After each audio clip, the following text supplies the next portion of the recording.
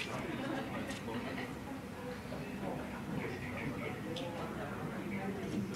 1, 2, 3. Assalamualaikum warahmatullahi wabarakatuh. Salam sejahtera kepada semua rakan-rakan saya yang dirahmati sekalian. Sikit kenal dengan PC akan bermula pada jam 6 petang nanti. Delay sikit dan harap sabar. Keduanya, sekiranya ada apa-apa pertanyaan, kita minta untuk menggunakan ada mikrofon di sebelah kiri dan kanan ini untuk lebih jelas soalan dan dapat jawapan yang sesuai lah. Okey. Dan ketiganya, di sini adalah berkaitan dengan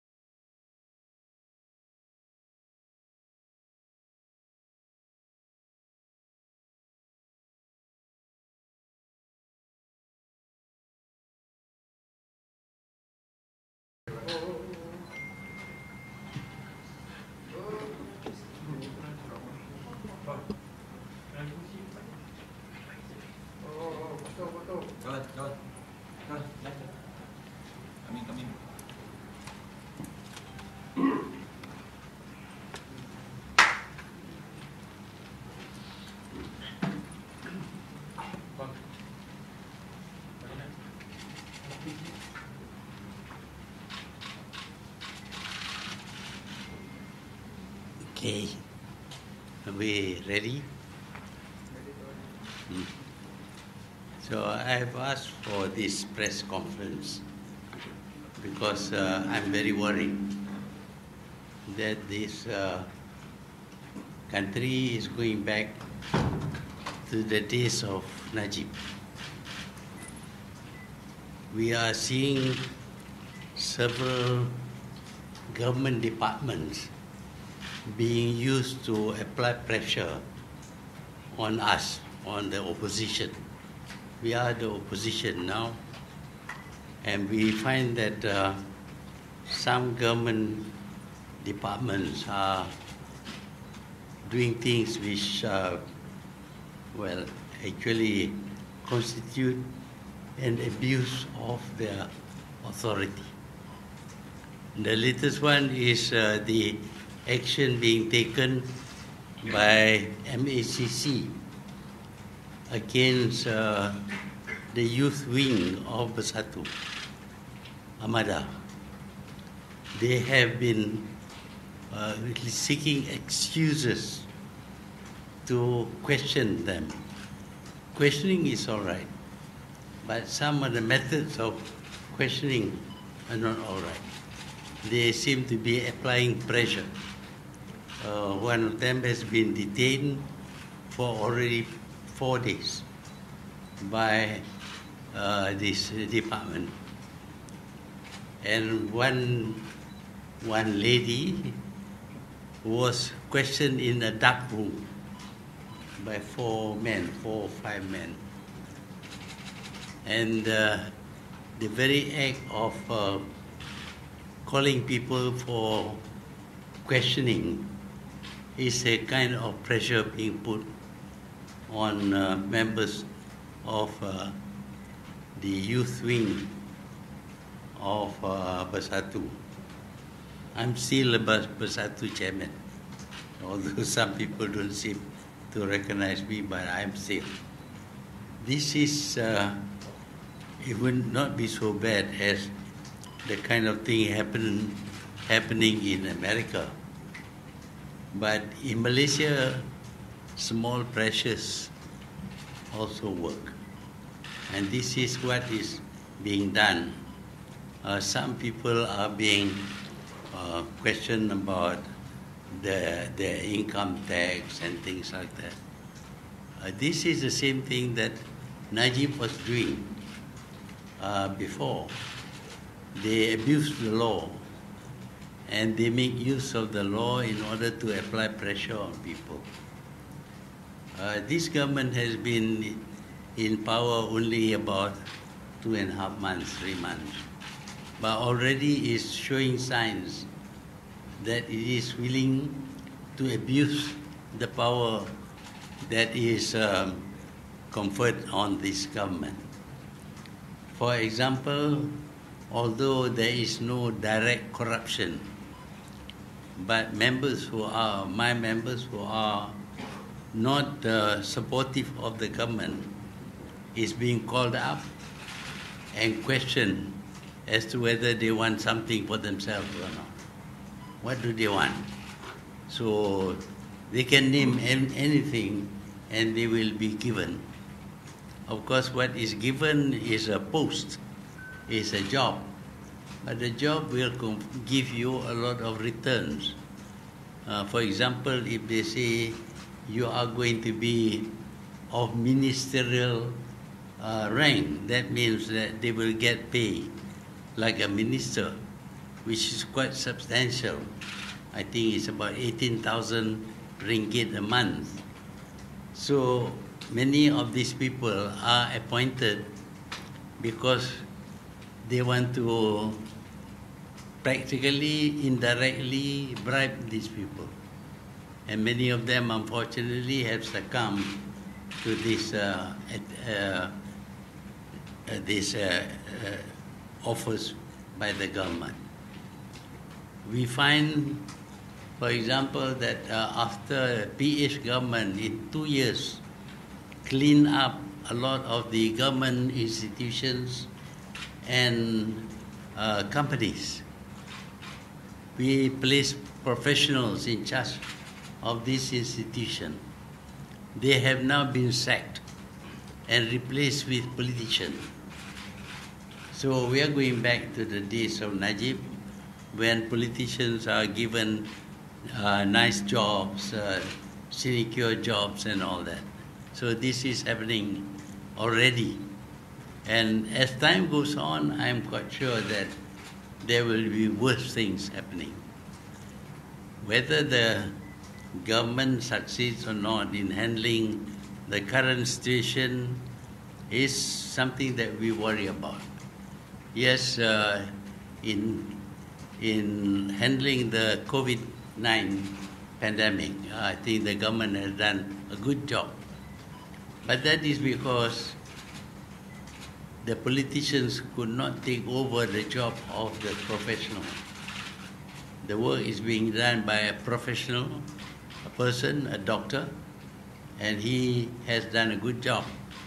At one time, there was an attempt to remove him and put a politician there because, well, it gives a good publicity for a politician. But there were protests, so the officer is still there. But with regard to handling of the current economic situation, big monies are being announced, but the money has not reached the people that are supposed to get. We are trying to get details of this, but we do know that people are unable to get monies that were allocated for them, including for the small business people. So the government looks good in the Malaysian paper, but from the ground the people are suffering. So we believe that with this tendency towards corruption, this tendency towards abuse of authority by the officers, we are going to have a very bad time for this country. So I just want to state here clearly that if the MACC, the anti-corruption organization, continues to try and put pressure on our people, we will publicize this fully. The only thing is that within the country it's not possible to publicize, but we do hope that foreign press, for example, we are calling the foreign press today, that they will help to report only what is the truth. We are not asking for anything to support us or anything like that. But I think that this habit of asking civil servants to do wrong things, and actually, of course, the pressure is applied even on civil servants that if they don't, they may be transferred. So this is already happening after 2 months only. All the work that we have done, the PH government had done, is now nullified because we see that we are going back towards the old practices.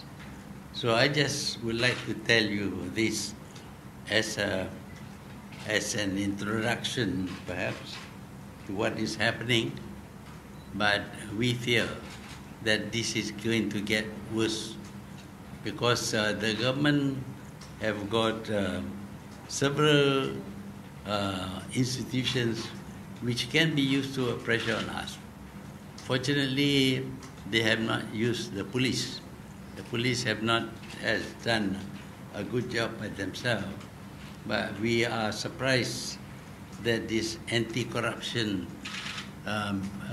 organization is doing this, detaining people, questioning people, and all that. We hope that we think that if they don't, then we will have to be very active in exposing all the wrong deeds that they carry out. So that's what I want to say. If you have any question, I will be happy to reply, to talk. Itu mengatakan mengenai dengan pelantikan DJLC, betul? Pelantikan DJLC, tapi ada soalan yang mengatakan bahawa mana di Sabah juga ada juga warisan melantik JLC daripada ahli MP. Apa komentar? JLC. Ya, kita dah appoint new professionals to run all the GLCs. But we see that the GLCs where the chairman is paid very high salary has not been changed. Even to the point where some institutions, people who are facing court charges for corruption have not been appointed to some organization. And that organization, I'm afraid, has got lots of money, and I can imagine that there will be corruption there.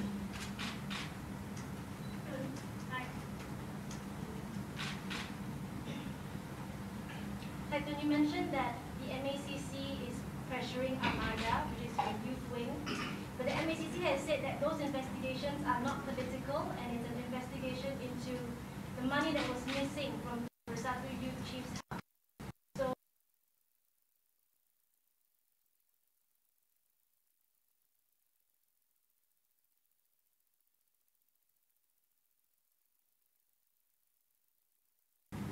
you know, when you start switching lights off and all that, that is a threat.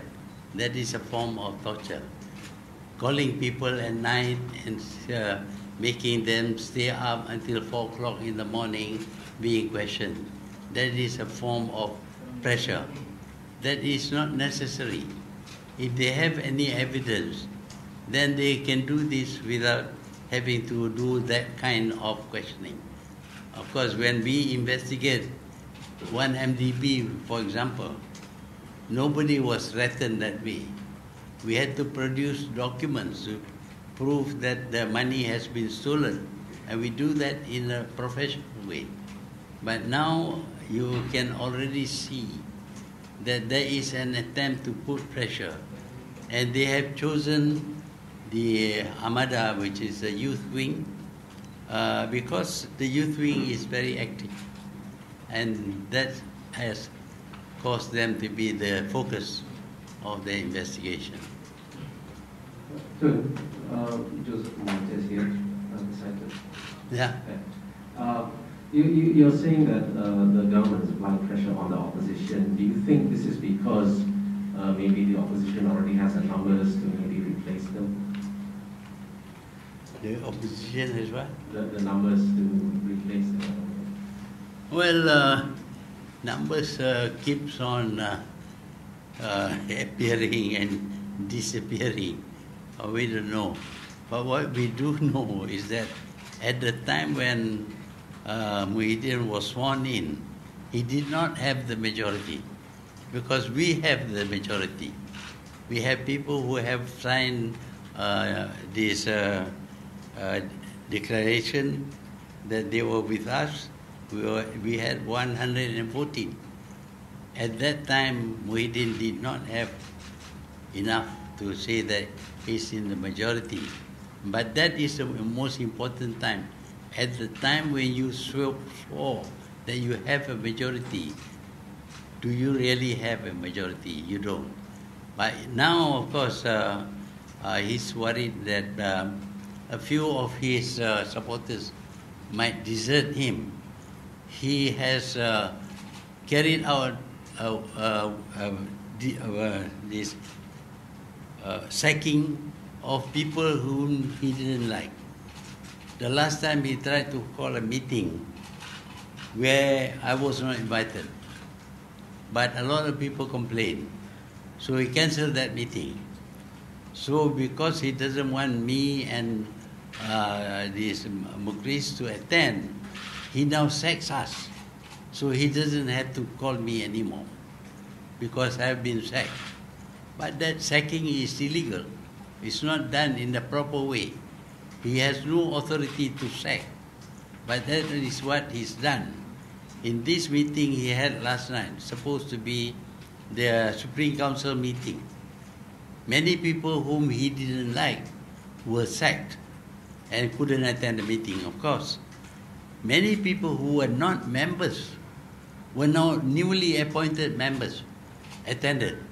So he is doing everything that is against the rule, against the constitution, against the law even, in order to sustain himself.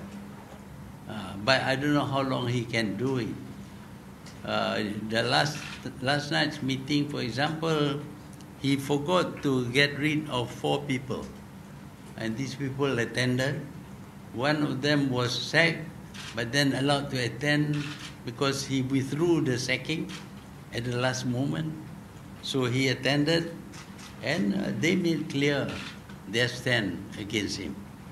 So what he's trying to do is to gather only those yes men, those who agree to support him, to be in the party and in the constitution, in the committees that we set up.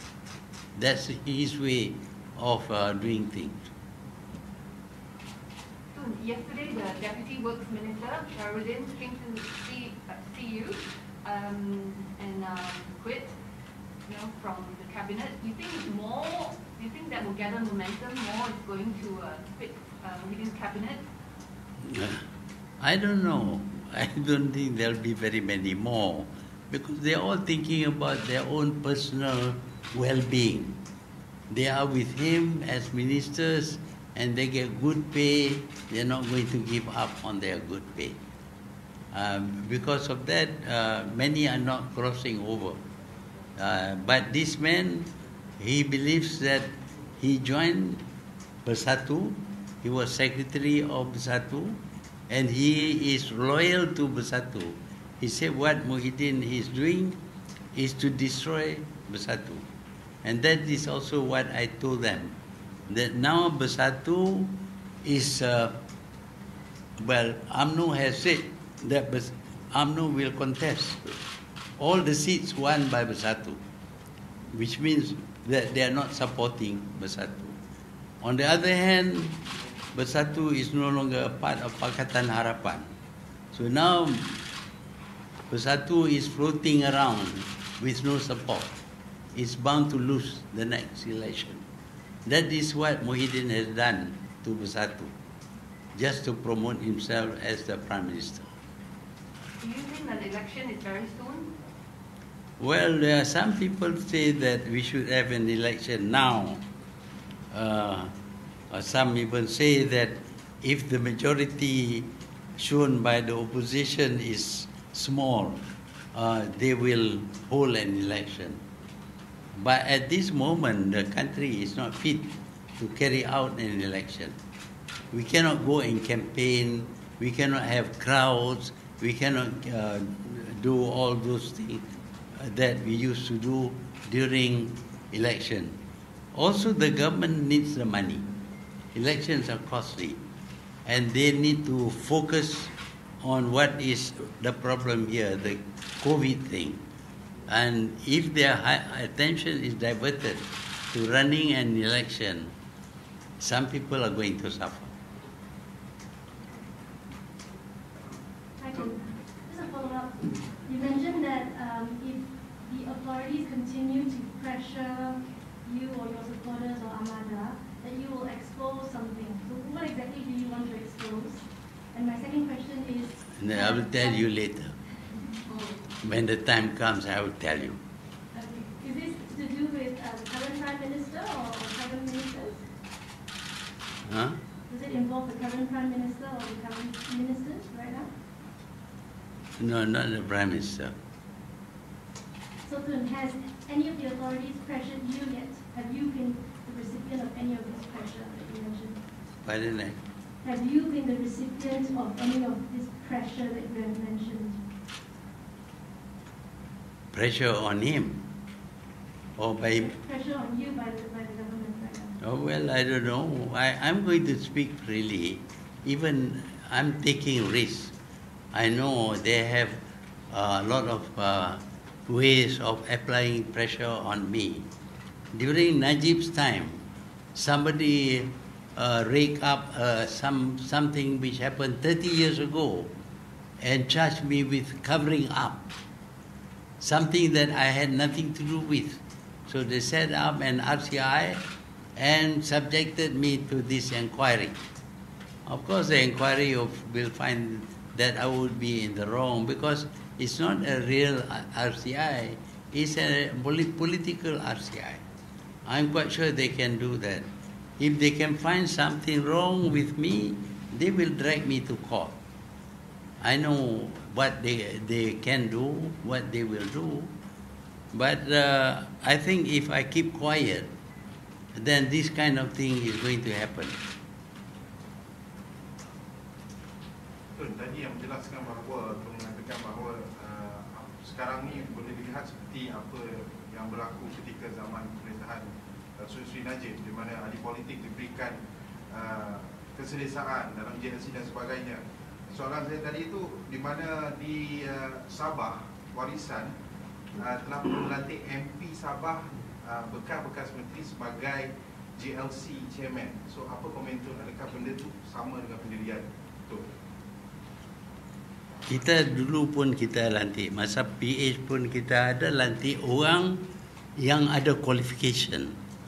Not because he is a member of a political party, yang ada qualification.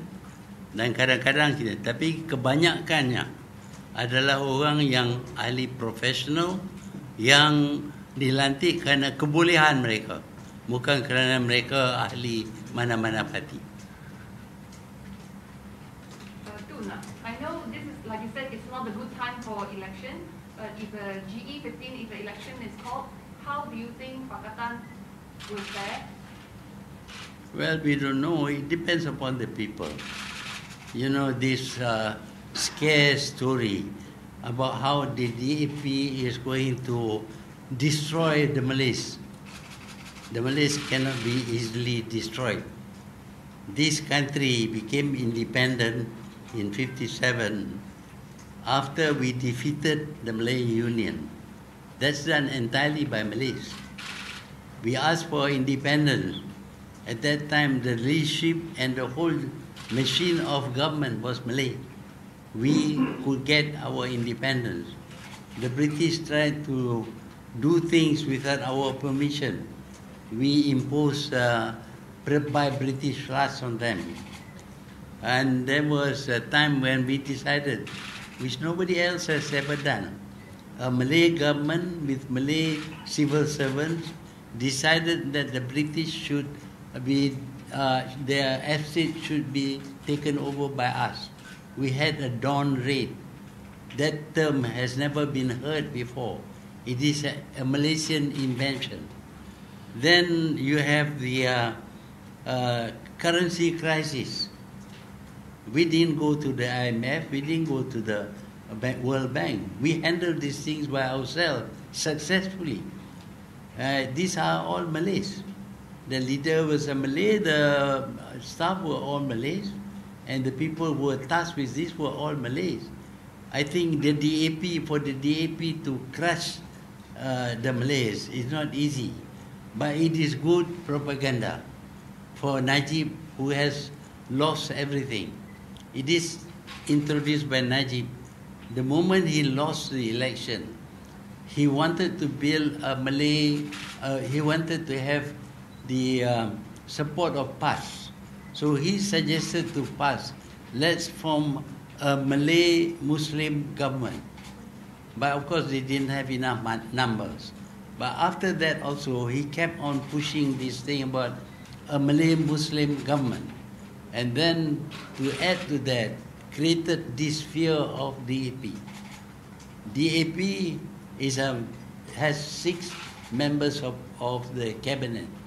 Parti Bersatu, which was won only 13 seats, also have 6 members. So we are equal. In the cabinet, we are equal. And 6 out of almost 30 members of the cabinet. You mean to say that these 6 can manipulate all? It cannot.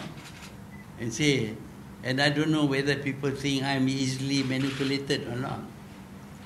So do you still see yourself as Prime Minister for the 3rd time? Will you offer yourself as a Prime Minister?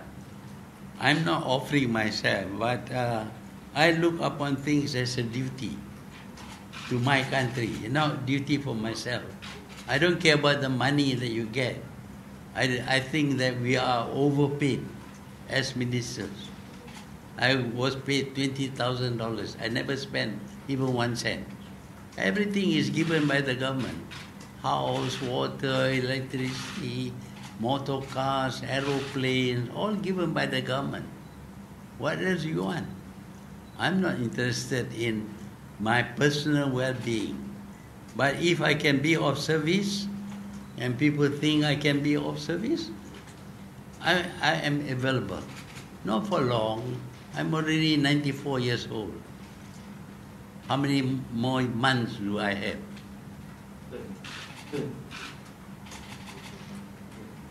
Yesterday there were a couple of Pakatan meetings, one which you attended, one which you did not attend, one which Anwar attended and one which he did not attend.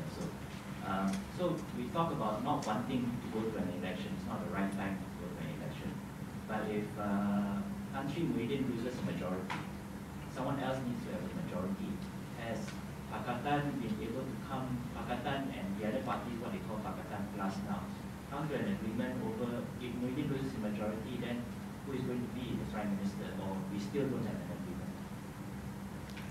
Yeah, but if people want to give him a majority, there's nothing I can do about it. But I hope people will have the good sense.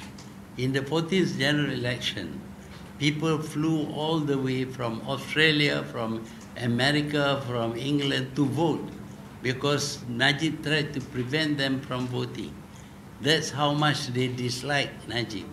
So if we have an election, I doubt whether this Muhyiddin will get more than Pakatan Harapan. Ada lagi soalan? Soalan tadi? Ya. Tadi Tun cakap Tun masih lagi fungsi bersatu dan Tun ada cakap bahawa keputusan yang dibuat oleh bersatu sekarang ini adalah not proper way dan tidak sah. Jadi adakah Tun berhasrat untuk mempaikkan sempakan ataupun mengambil apa-apa any legal action lah terhadap keputusan yang dibuat oleh bersatu sekarang? Terima kasih. Ya, sebagai pengurusi bersatu, kuasa pengurusi itu ditentukan oleh perlembagaan. Saya akan guna perlembagaan.